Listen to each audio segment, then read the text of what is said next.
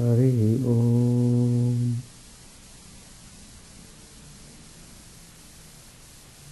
Om Sthapakaya cha dharmasya sarvadharmasvarupine Sthapakaya cha dharmasya sarvadharmasvarupine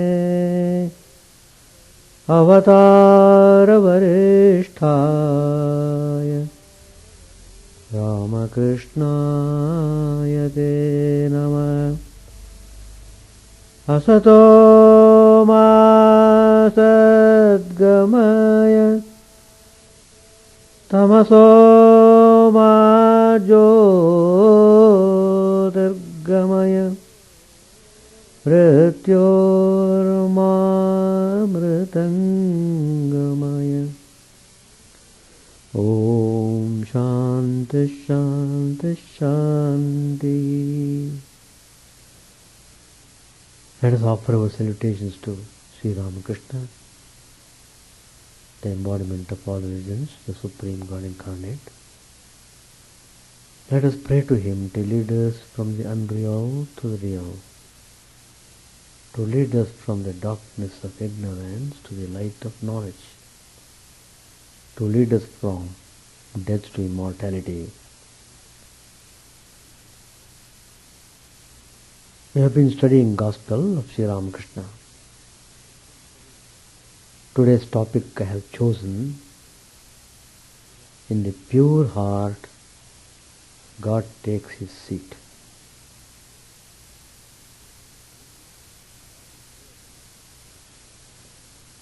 God is there in everyone and is present everywhere. But His manifestation becomes extremely clear when the heart is pure.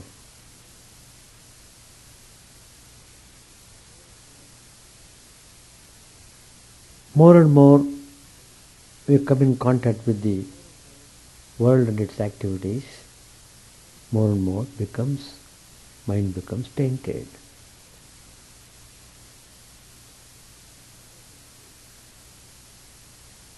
What are the impurities of the mind?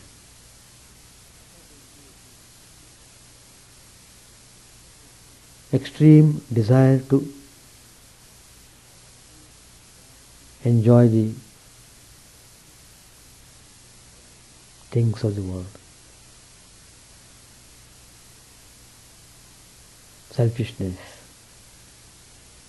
jealousy, likes and dislikes, attachment. All these are considered impurities because they will not allow you to think higher ideas. Intellect becomes dull and insipid in the spiritual sense. So, unless all these impurities are washed away, one cannot have any faith or devotion or love towards God. People talk, but talking is not to be considered realization. The truth is to be experienced. The great mystery of God is that He is invisible. He is invisible for our ordinary senses, but visible to the clear mind. All the religious practices are meant for purification of the mind. The moment we are born into this world,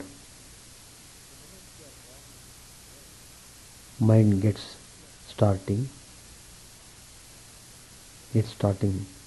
uh, involving in the world, and the impurities start occupying the mind. So, clear understanding, training, earnest practice are very important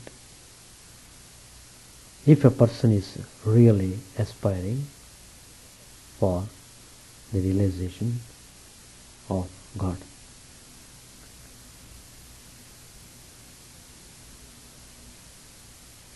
It is not easy to get rid of doubts. Samshayatma vinashyati. Lord Krishna tells in the Bhagavad Gita. Doubts, lack of faith in the Guru, not following instructions, showing disrespect. All these are tremendous impurities of the mind. So, the point is, mind is to be cleaned. Then only you feel the fragrance of the presence of God. Sri Ramakrishna tells in the Gospel about a person named Padmalochan.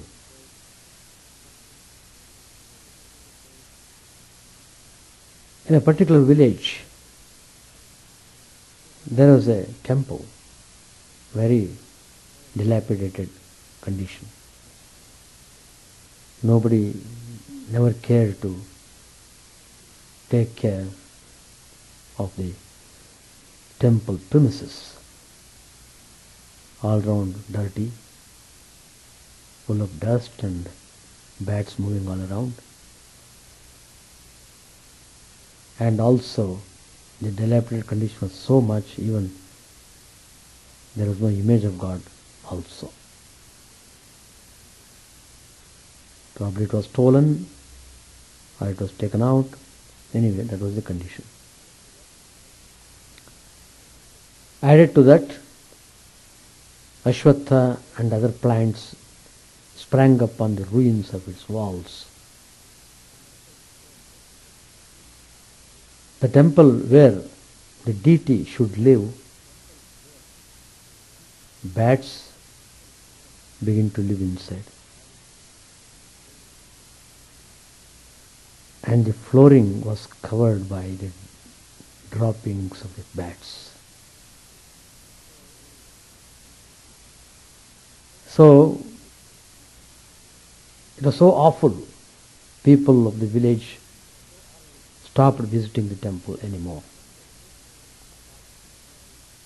One day, suddenly, after dusk, the people of the village heard the sound of a conch shell coming from the direction of the temple. They thought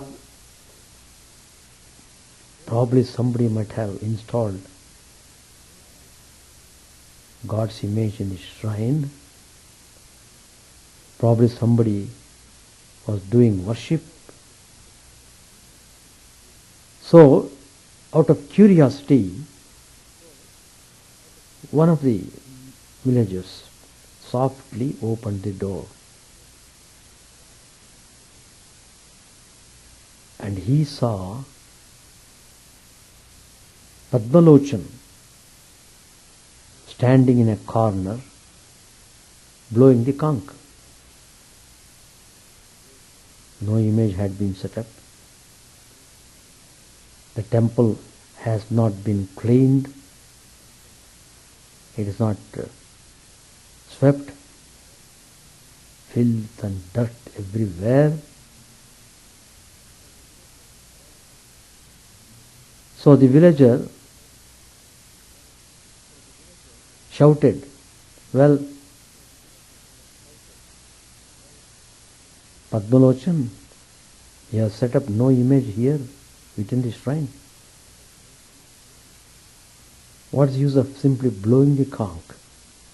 You are simply making confusion was confounded." Day and night, even bats scream there incessantly.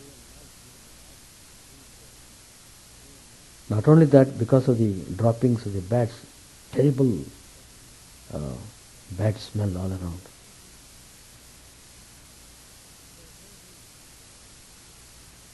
There is no use, Sri Ramakrishna says, in merely making a noise if you want to establish the deity in the shrine of your heart, if you want to realize God.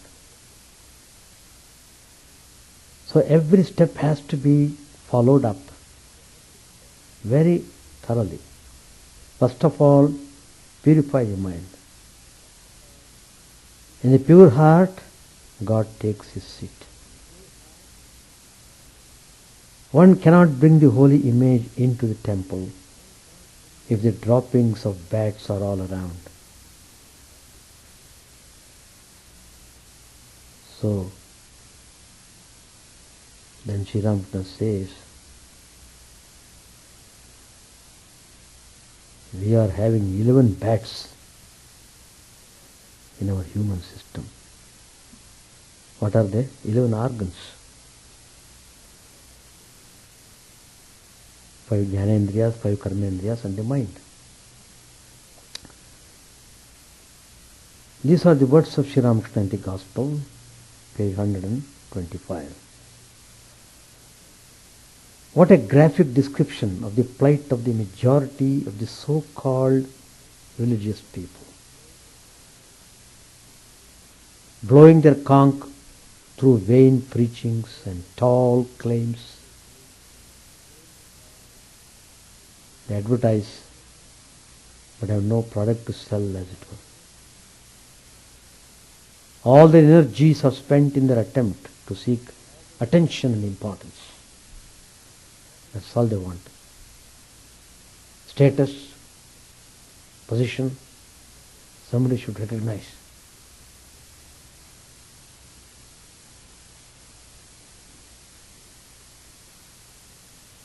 What will it profit a man if he gains the whole world and forfeits his life?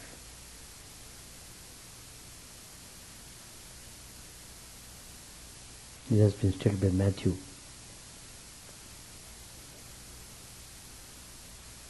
So most people,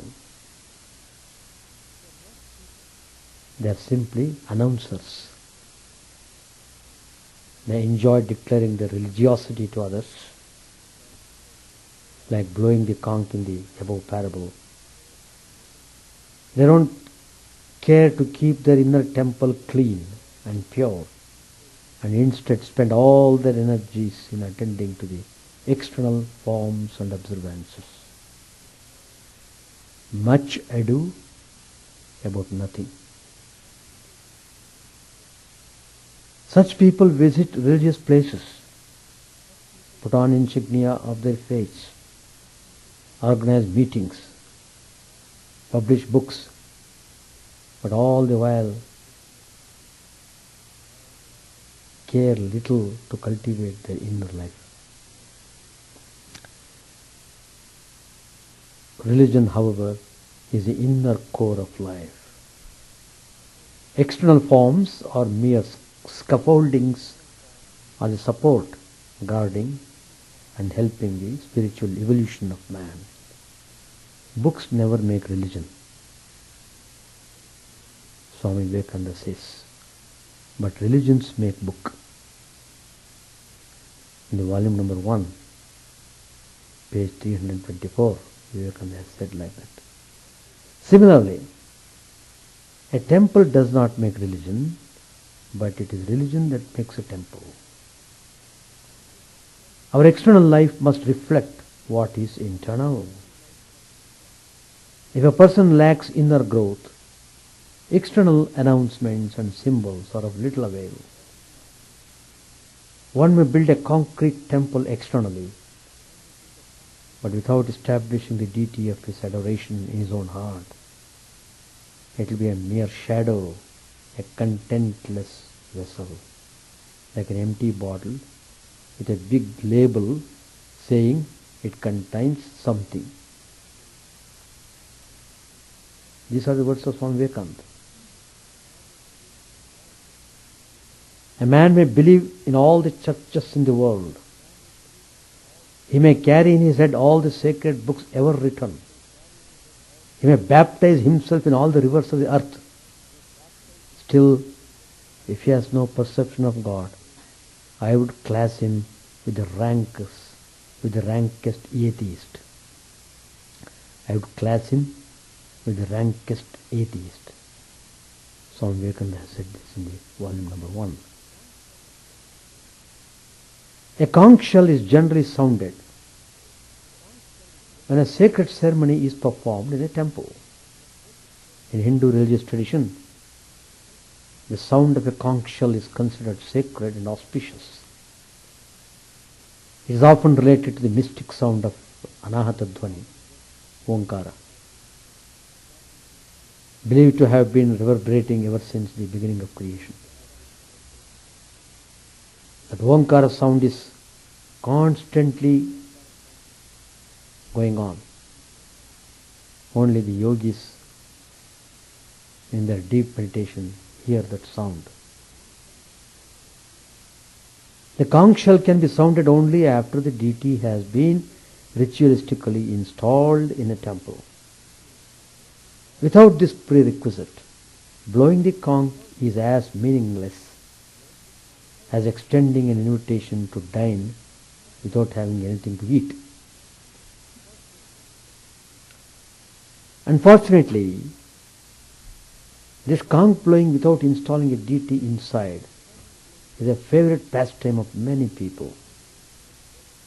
They revel in blowing their own trumpet. They feel delighted if they can attract others' attention, no matter whatever be the issue. They just want to be center of attraction.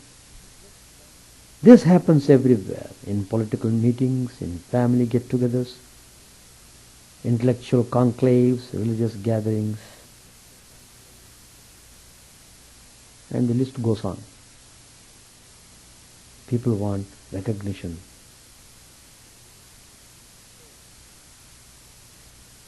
So, they just want attention and feel important. They want to impress others of their erudition and influence. Swami Vivekananda once humorously recalled his visit to a friend who had a large number of books neatly displayed in his drawing room. When Swamiji happened to pick up one of these slender volumes, he was in for a surprise. Even the pages of the book were uncut. A practice in those days when the pages of slender volumes were cut by the readers themselves. Obviously, his friend had fallen a prey to conch blowing.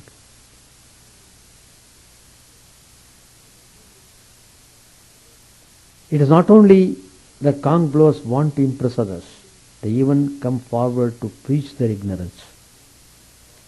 They feel inwardly convinced that they are fit to teach others. Referring to this, Sri Ramakrishna said,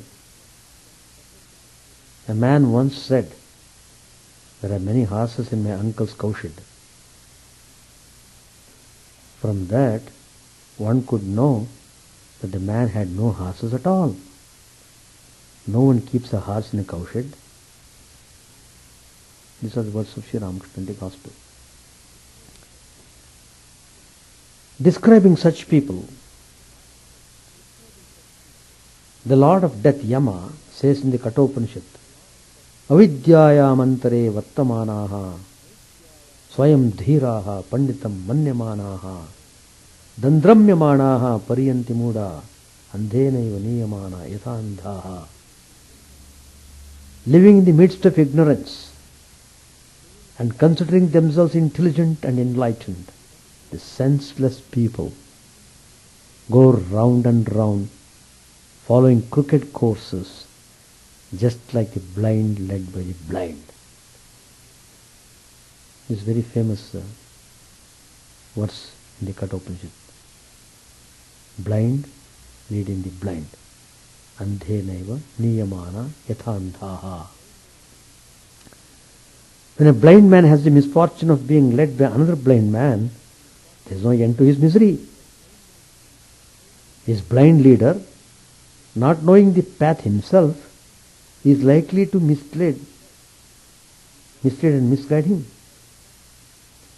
Unaware of the dangers that dot his path, the leader may fall into a ditch or hit against a speeding vehicle, endangering not only his own life but the life of the person who he intends to lead. Acharya Shankara, commenting on the verse of this Kathopanishad, explains, Moodhaha, senseless people, as non-discriminating people. The people whose capacity to distinguish between right and wrong, or real and unreal, is either undeveloped or inactive, are called non-discriminating people. Avivekinaha, with their power to discriminate numbed, they trudge the uneven path of inner perfection, often losing their way in some bylane, ending up at the spot from where they had begun their journey. That means they have not moved an inch forward. A person who finds his delight in conch blowing is not really interested in spiritual growth. In fact, as long as a person is sincere,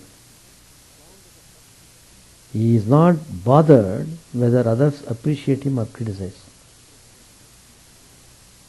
Bhartrihari, the celebrated composer of Niti Shataka, he says, Nindantu niti nipunaha yadiva stuvantu lakshmihi samavishatu gacchatu va yateshtam adyaiva va maranamastu yugantare va nyayat pataha pravichalanti padanna dhiraha. Very nice verse. Discerning men may slight or laud them, the goddess of wealth. Lakshmi may come or go as she likes. Death may occur today or after ages. But strong-willed men do not deviate from the path of justice. Nayat pataha pravichalanti padanna dhiraha.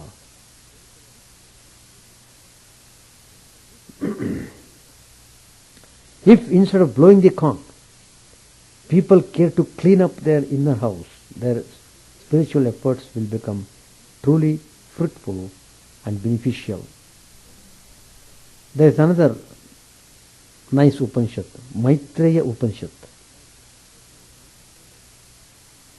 There, the Upanishad says, Deho devalayaha proktaha sajivaha kevalaha shivaha tyajet ajnana nirmalyam soham bhavena pujayet.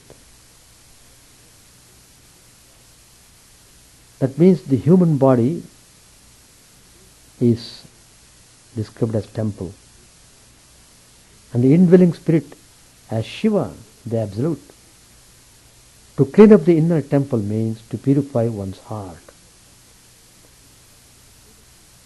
Sri Ramakrishna, continuing his parable, says, There is no use in merely making a noise if you want to establish deity in the shrine of your heart, if you want to realize God. First of all, purify the mind. Purify the mind. In the pure heart, God takes his seat. One cannot bring the holy image into the temple if the droppings of bats are all around. That's why we clean every day. Shrine, altar, floor space. Every day it should be clean. As much as we can. Place should be kept clean. How does one cleanse the shrine of one's heart? What is the dirt that covers it? We must remember that one need not bring God into one's life. God is already present in our heart. You don't have to bring from somewhere else. Sri Ramakrishna says, the heart of the devotee is the abode of God, his drawing room. The presence of God in our heart is a foregone conclusion. The task is to become aware of his presence, to discover what has remained covered. When one discovers God's everlasting presence, at least believes in it, one's life undergoes a radical transformation. All our life is an expression of what we consider in our deepest thoughts as real and true. When a person manifests non-attachment to worldly gains and possessions, is free from greed and hunger for sensual pleasures, is kind and unselfish, he is indeed expressing God. On the other hand, when one is greedy, selfish, egoistic and sense-bound, he is far away from God. We all suffer from the disease of materialism. We have forgotten that we are not matter but spirit. So identified and identical we feel with our body and mind, that if a spiritual master tells us that we are spirit, not matter, we smile. We trust our knowledge and are unwilling to change our ways. Our convictions are born of our perceptions. We perceive this world. How? Through our senses, in 5 different ways. We perceive this world in 5 different ways. Ear hears the world, eye sees the world, skin touches the world, and so on.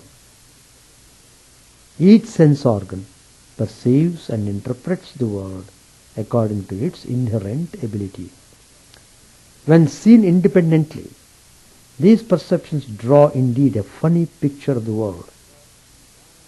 But when coordinated and combined, they present a more complete and coherent perception. This is made possible through the mind, which is the hub of our life. Mind is the hub of our life. Just as when the hub of a wheel moves, the spokes move, so too when the state of mind changes, our perception of life also changes. When the mind is made pure, shorn of attachments and aversions, the same mind becomes competent to perceive the beyond the sense reality, beyond the senses reality. How to purify and train the mind? That's the goal of all spiritual and moral disciplines. For a pure mind reflects the reality in all its glory and splendor.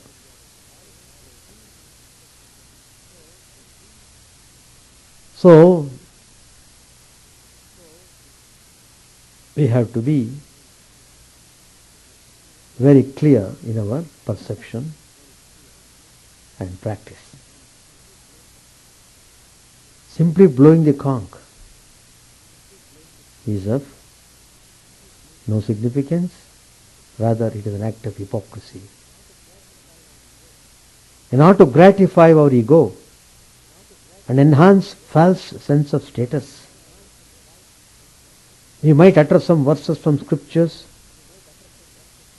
visit temples, give charity and so on. But until we refine our perceptions, it has all been just a preparation or preliminary steps towards inner evolution. How the hypocrisy was born? How it is born? It is a form of materialism. When a person is matter-minded instead of spirit-minded, he considers the world to be very real. He may speak of God, but his words mean nothing. It is simply rhetoric. It is one thing to speak, another thing to be. Worldliness, materialism, and selfishness, they are all synonymous. When one lives a materialistic life, one becomes a hypocrite. He looks out for gain and status. Means don't matter to him. Every time he looks out for something gain, something he has to get back. Why do people understand that it is bad to be insincere and dishonest and still cannot refrain from indulging in it? The reason is very simple. We believe in honesty and truthfulness, but also believe in untruth and dishonesty as easier means to gain fulfillment.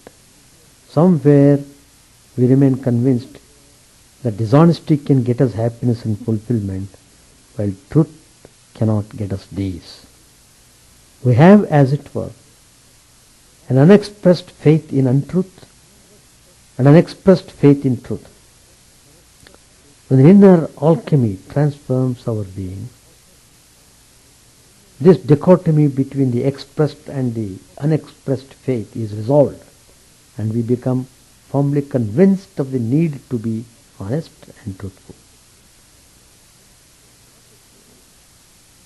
In order to bring this inner integration, the unexpressed faith,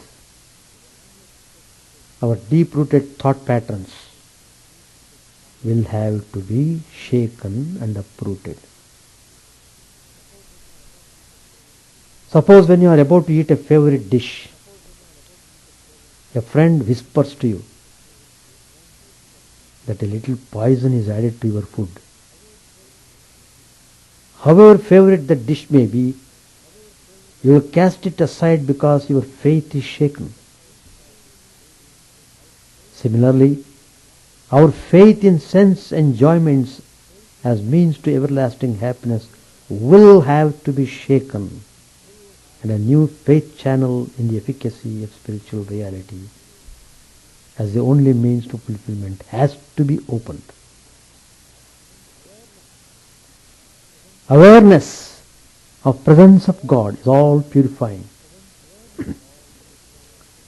Apavitra pavitro va sarvavasthang gatopi va yasmare pundarikaksham sabhakya bhintara shuchihi.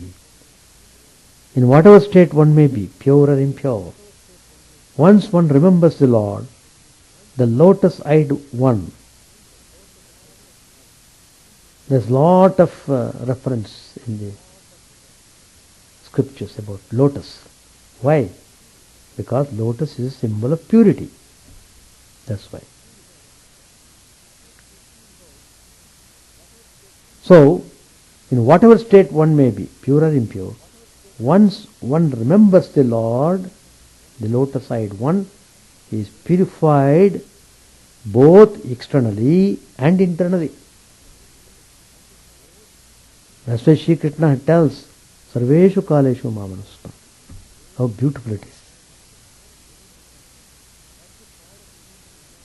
That is the power of remembering God or living a God-oriented life. God is not only pure, but also a purifier. Not only strong, but also strengthening. So, the flame of sincerity of purpose, an unquestionable sense of commitment must always remain ignited in our hearts. The radiant light and warmth of this faculty of discrimination will show us the way out through the adamantine wall of difficulties which form a part of our journey. Discrimination between what binds and what frees us will enable us to choose the right course of action and keep us dynamic in our efforts. That's what the famous Upanishad also says, Kathopanishad, Shreyas and Preyas. Good and pleasant. They just show up before everyone. They come towards dancing merrily. Come on, I love you. Whom do you love? Do you love good or do you love pleasant? If you love pleasant, you are sure to suffer. If you love good, you are sure to be liberated.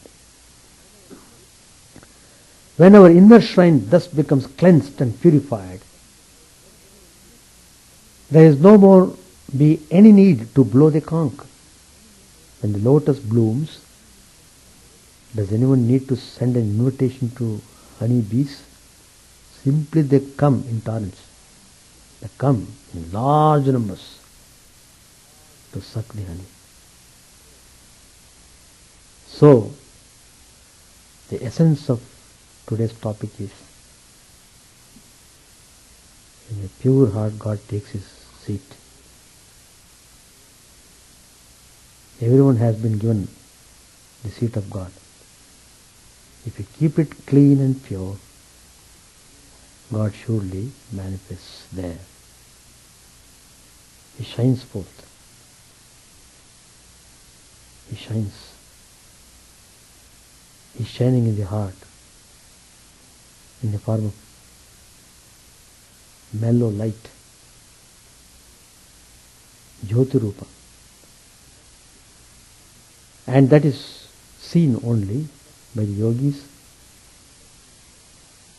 in their purified heart, in deep meditation. They see the Jyoti, effulgent, ever effulgent, soothing, ever soothing light. And that is seen. That means he is freed from all bondages and sufferings. Any questions to ask? So what is important is, yeah, it can be seen in both the places. In the heart also. Here also the people see lot of visions. Center of the eyebrow, between the eyebrows. The heart center is generally meant the center of the chest. If you draw a perpendicular line from the center of the chest to the backbone, where it reaches, that is the center of the heart. All our spiritual centers are located in the backbone. Sure. Suppose I close and concentrate here. That means if you draw a perpendicular line from here to back side, where that meets, that line, straight line, that's the point. But many people cannot grasp that. So we say, see, for example, With eyes open, you are seeing outside, is it not? So when you close the eyes, that means you see inside. That means backward, forward and backward. Because the senses are projected outwards, we are distracted. We become worldly because of the distractions. So that is why we say in meditation, close your eyes, means close all the gates. Don't allow anybody to enter into the home. It is about a heart. Close all the windows, doors, everything. Look within. So when you look within, you will come in contact with spiritual world, not this materialistic world. It takes time. Unless the mind is purified from all the dirt and dust, one cannot really feel the spiritual contact there. It takes time, but constant practice is required. Tremendous faith in the teacher and strict discipline and regular practice, steadiness are important. Then you will really experience that. Even in this very life you can experience. But all those things have to be done clearly. First you must have clear conviction, then you can practice properly. That's the idea. That's why we discuss all these things. Sure. First of all these dualities, they do exist in order to carry the game of the world. Lila Kshetra. Sri Ramakrishna has explained this. Otherwise game will not go. If everybody is good, then where is the question of any game? Conflict should be there, then only game. When the game is there, the battle starts. Who is the winner, who is the person to be defeated, etc. So, the whole creation is projected, and that's why the soul is encased in this material body. Why we suffer? Because we identify with the unreal things. So, they say, don't identify yourself with unreal things and unnecessarily suffer. Because they constantly change. Anything that you see, material matter, it changes constantly. Our body also constantly changes. What is it that doesn't change? That is consciousness. So focus it on the consciousness. See, we have to use our mind. If you use externally, it goes into the world and gets itself spoiled. If you focus the mind towards your own inner self, of what you are,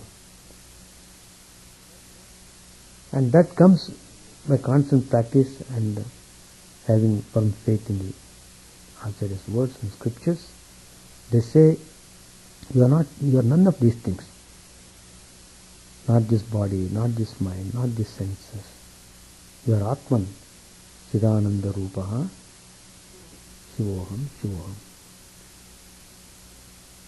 So Shiva means the pure self, Atman. Shiva also means Atman, pure self. So like that. Sri Ramakrishna also gives the example. There is a tree. It has got bitter fruits. It has got sweet fruits also. That is the law of nature. Law of nature. But you are the master of the nature. So the whole vehicle has been given to this. Human vehicle is given to you. You are expected to drive this human vehicle properly, using all these five senses, intellect, mind, etc. You must run this chariot. Running towards what? Running towards the abode of truth. That's the point. So in between we commit all sorts of things. So instead of going to abode of truth, we go to, in opposite direction, go to hell instead of heaven. Suffering. Hell means suffering. We suffer because of our own misdeeds. That's all. So, you have to spend more and more time in contemplating on these ideas, practicing them sincerely, then everything clears up naturally. Yeah, but the delicate power of this material Maya is so powerful. It is powerful. It is powerful, So sure. powerful. Because our mind is tended towards that from the beginning of our childhood. All through we are deeply engaging in these worldly things. So naturally the result will be like that. Suppose you had done from the childhood in a spiritual way, it will not go that way. No, it will not go. So samskaras are important. How do you create good samskaras? That will determine the purity of mind. Your actions, your thinking, everything should be consciously done. Spiritually oriented. Everything should be considered as God.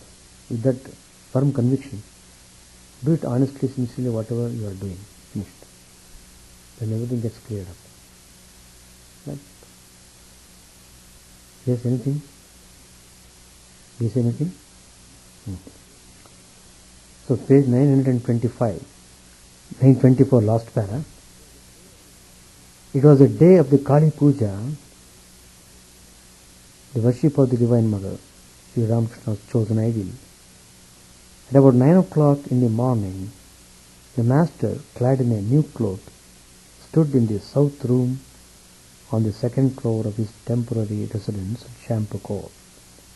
He had asked Yam to offer worship to Siddheshwari at Tantania in the central part of Calcutta, with flowers, green coconut, sugar and other sweets. After bathing in the Ganges, Yam had offered the worship and come barefoot to Champakor. He had brought the prasad with him. Sri Ramakrishna took off his shoes and with great reverence ate a little of the prasad and placed a little on his head.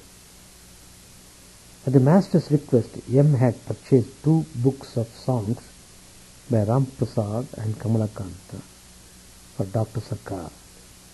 Yam said, "Here are the books of songs by Ram Prasad and Kamalakanta." Master said, "Force songs like these on the doctor. How are you trying, O my mind, to know the nature of God? Who is there that can understand what Mother Kali is? O mind, you do not know how to form. Fallow lies the field of your life. Come, let us go for a walk, O mind, to Kali, a wish-fulfilling tree." Yam said, "Yes, sir." Sri Ramakrishna was pacing the room with Yam. He had put on his slippers. In spite of his painful illness, his face beamed with joy. Master said, "And this song is also very good. This world is a framework of illusion." Yam said, "Yes, sir." Suddenly Sri Ramakrishna gave a start. He put aside his slippers and stood still. He was in deep samadhi. It was the day of the Divine Mother's worship. Was that why he frequently went into samadhi? After a long while he sighed and restrained his emotion as if with great difficulty. It was about 10 o'clock. Sri Ramakrishna was seated on his bed, leaning against the pillow. The devotees sat around him. Ram, Rakhal, Niranjan, Kalipad, Yam, and many others were present. Sri Ramakrishna was talking about his nephew Hriday. Master said, "Hriday is even now clamoring for land.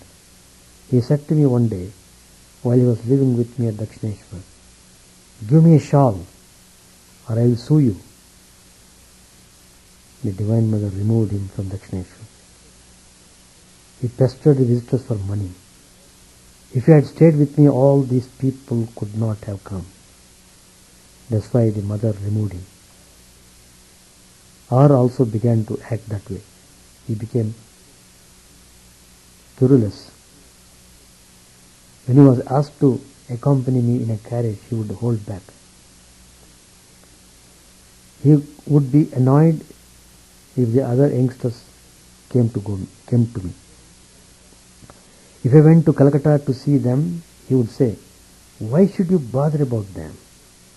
Will they renounce the world?" If I wanted to offer refreshments to the other young boys, I would be afraid of R and said to him, "Take some yourself and then give it to them." I came to know that he would not stay with me. Thereupon I said to the Divine Mother, "Mother, don't remove him altogether, like away." Then I came to know that he was going to Vrindavan. If R had stayed with me at that time, all these youngsters could not have mixed with me. He left for Vrindavan, and these young boys began to visit me frequently.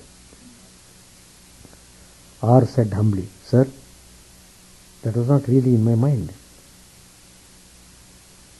Ram said to R, "Do you think you understand your mind as well as he understands it?" R remained silent. Master said to R, "Why should you feel that way? I love you more than a father loves his son. Now please keep quiet.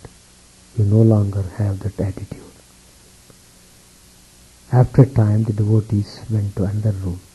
Sri Ramakrishna sent for R and said to him, "Did you mind what I said?" R replied, "No, sir." Sri Ramakrishna said to him, "It is the day of the Kali Puja. It is good to make some arrangements for the worship. Please speak to the devotees about it."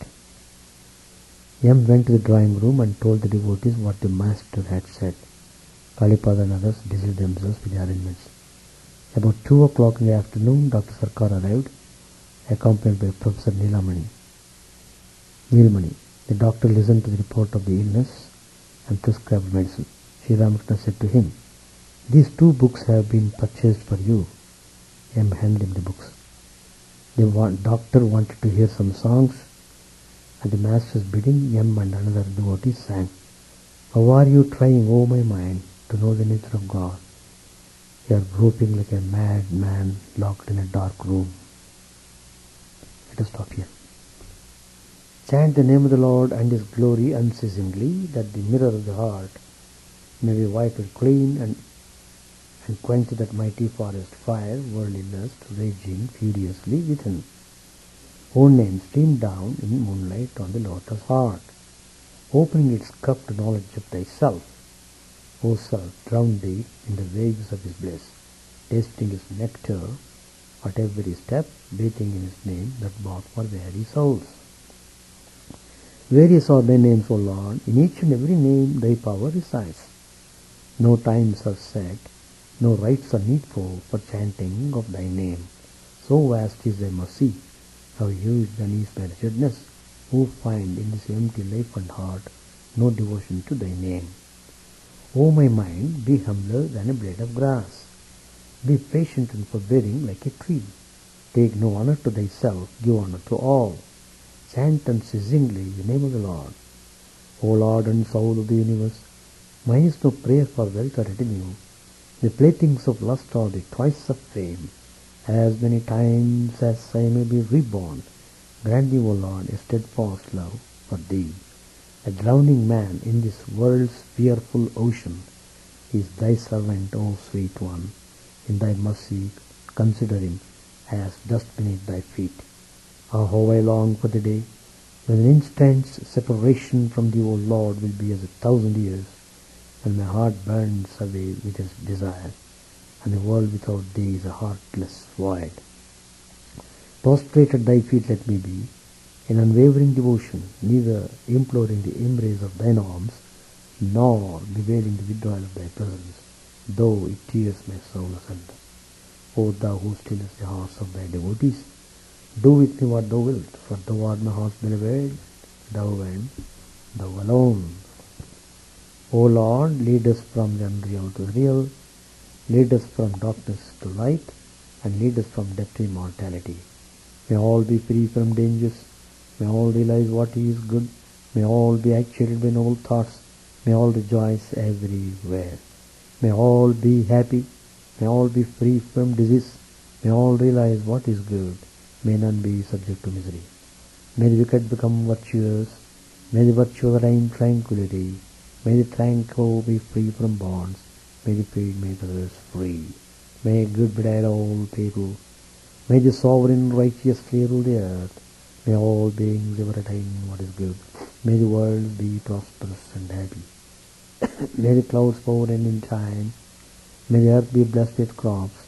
May all countries be freed from calamity. May holy men live without fear. May the Lord, the destroyer of sins, the presiding deity of all sacred works, be satisfied. For he being pleased, the whole universe becomes pleased. He being satisfied, the whole universe is satisfied.